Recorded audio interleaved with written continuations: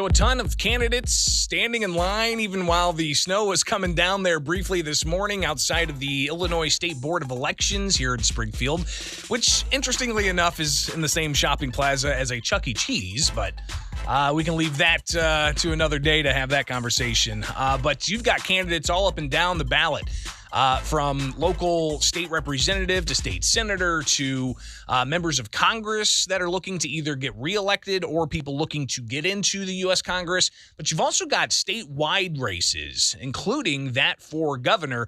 And you've got a lot of names in the mix. And people are going to be filing starting today throughout the rest of the week to possibly get on that June 28th primary ballot.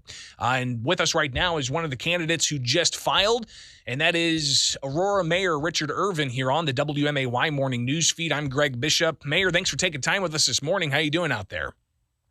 I'm all right, Greg. Good to be on. I appreciate the opportunity to talk to you and your listeners. Absolutely. So how did you do with the snow coming down, and how many signatures did you guys turn in?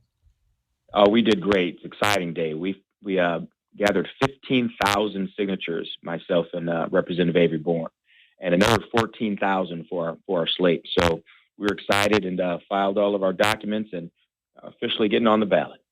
And, of course, this is just the beginning of the campaign. We've heard a lot of names thrown out beforehand, but this next week is really going to solidify that race for Republicans vying for the Republican nomination for gubernatorial slot there. What do you think is going to set you aside from some of the other candidates that we've heard about thus far? Well, the reality is I'm the only person that's ever been tested in the arena. I'm the only one that has a background and record of actually running a large municipal organization or government organization.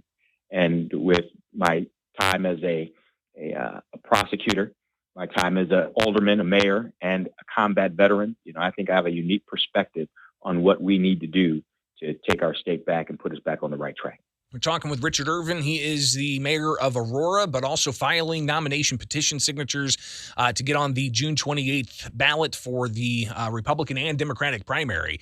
But of course, as a Republican candidate, there's going to be quite a few names on that list. So we'll be, of course, touching base throughout the next few months to talk about a variety of issues. But what do you think, Mayor, is going to be some of the major issues that the taxpayers and that voters across the state are really going to be looking at when they head to the polls? Well, as I ride throughout the state, northern, central, and southern Illinois, and talk to, many residents of the state, they echo the same things throughout the state. And that's that under J.B. Pritzker, crime is out of control. He signed the most destructive crime bill that is anti-police, and it is bad for the police, and it makes it less safe for the state as a whole. They're saying that, they don't like the tax and wasteful spending. J.B. Pritzker tried to impose the largest tax hike on the residents of our state in its history. And because of it, we're in dire straits in Illinois. And our residents are saying they don't like the corruption that has plagued our state for years, the Madigan, Pritzker corruption that has affected the state and prevented us from being able to compete and be the state that we really should be, the true land of Lincoln. So corruption, taxes, those are some of the things, crime, obviously, as we've seen in the Chicago area, that's been a huge concern. And even downstate here in Springfield, we've had some alarming statistics put out, Decatur, Peoria, and so on.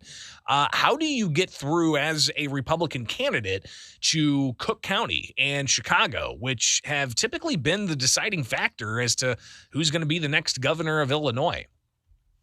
Well, as I said, with the factors that are important to our residents, crime and wasteful spending and taxes and corruption, I focus on my background, being a prosecutor, working in the community, arresting. I'm the only candidate that has personally arrested violent criminals, drug dealers, gangbangers, wife beaters. I've worked side by side and shoulder to shoulder with police in the community, making our community safer. And we talk to the folks in the northern part of Illinois about that, because that's important. My background shows that I can get the job done. Now, in Aurora, even though, as you pointed out, that there are a number of cities where crime is rising. Well, not in Aurora. In Aurora, crime is actually being reduced because in immediately upon being elected, I added more police officers to the force. We have more police officers in the city of Aurora than in our history. And I'd like to do the same thing for the state of Illinois, reinforce, our police and let them know that their governor's got their back. This governor does not have their back. He signed a bill that put them, in a position where they're not safe, put the residents in a position where the residents aren't safe. And, not one police agency, not one, signed off on that bill. Yet J.B. Pritzker signed it and gave more credibility to the criminal than the victim and the police that protect us every day. We're talking with Richard Irvin. He is mayor of Aurora, but filed today here in Springfield to get on the June 28th primary ballot as a Republican vying for the gubernatorial nomination. Mayor, early on when your name first came up in January, there were a lot of your potential opponents on the primary ballot raising a question about which affiliation you're actually with. Saying that you've pulled Democrat ballots in the past. So I guess just address some of that criticism as to past political preference. Well, truth is, my opponents are going to say a lot of things, and what they're not going to be able to say is that they're not going to be able to talk about is my record. My record, as a combat veteran, going to war for our country. They're not going to be able to talk about my record as a prosecutor, actually putting criminals behind bars. They're not going to be able to talk about my record as the mayor of the second largest city in our state with proven results of getting things done. But let me address the Republican issue. The reality is the first office that I ever held was as a Republican committeeman, appointed by my fellow Republicans and then elected for another 4-year term by my fellow Republicans. Let me tell you who does think I'm a Republican. Barack Obama, when he came and campaigned against me so the Democrat could win in 2005 when I first ran for mayor. Or in 2017 when I was elected, when Tammy Duckworth campaigned against me and Dick Durbin campaigned against me and actually came out and knocked on doors so the Democrat would win and I wouldn't prevail.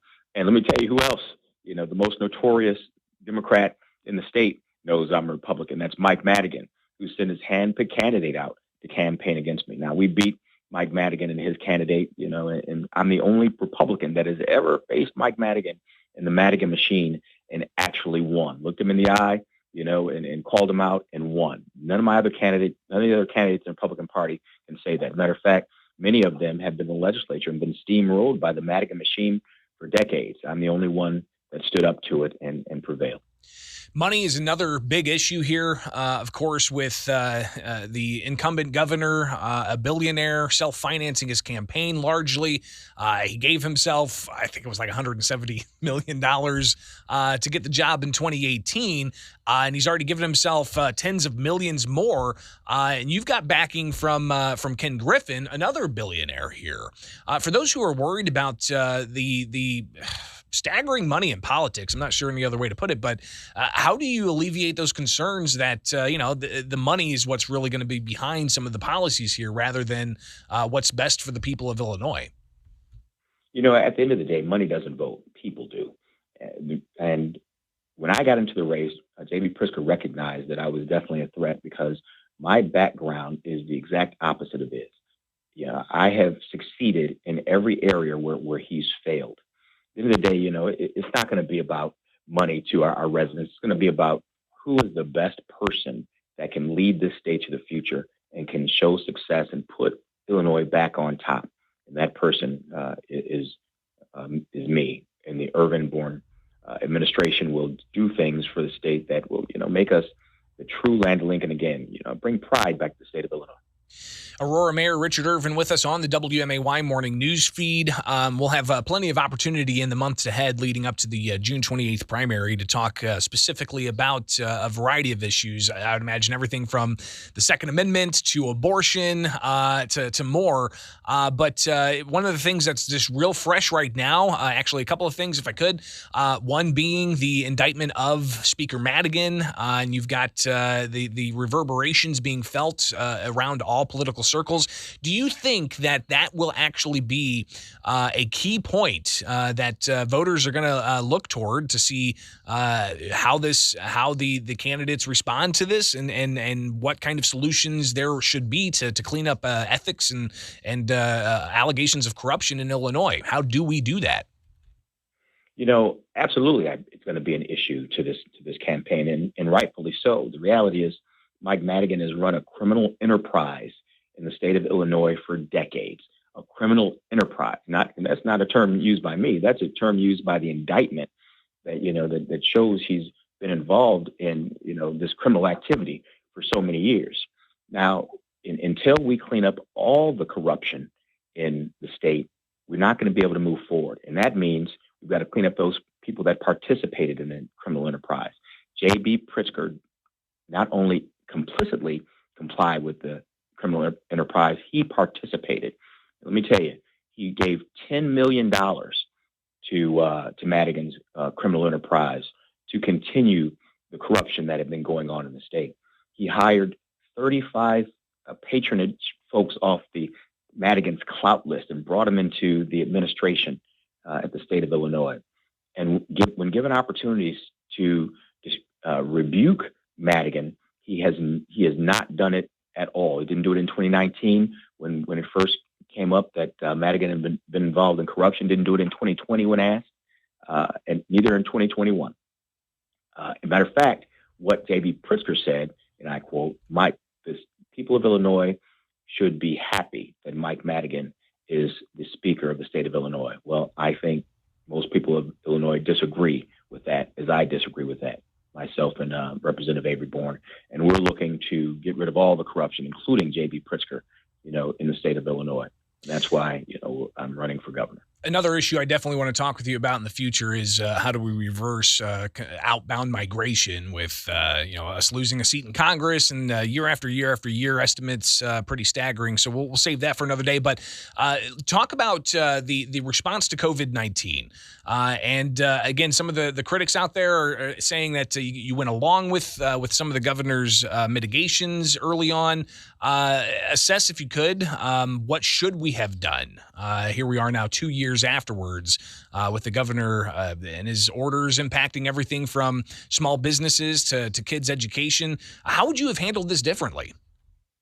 What I would not have done is made these sweeping determinations as though I was an emperor, and do all these executive orders without involving the individuals that were affected by it. Now, when J.B. Pritzker made the determination on his own without talking to any of the mayors or any of the, for example, restaurant industry leaders, when he shut down all the restaurants that affected our economy, he didn't even talk to the Restaurant Association to see about if there was a way or a manner to keep patrons safe. When he shut that down, it not only affected the restaurant owners, it affected the employees, it affected their families, it affected all the businesses that provide goods and commerce to the restaurants.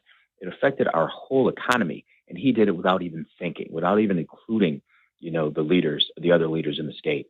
I would absolutely not do that. Any effective governor, and I will be an effective governor, has to make sure that you bring the affected parties in and have a conversation and see how we can best build this state together. Again, Aurora Mayor Richard Irvin filing today to get on the ballot as a Republican gubernatorial candidate. Greatly appreciate you taking the time, and I imagine we'll talk again in the months ahead about a whole host of other issues. So be safe out there, and thanks for taking time with us today.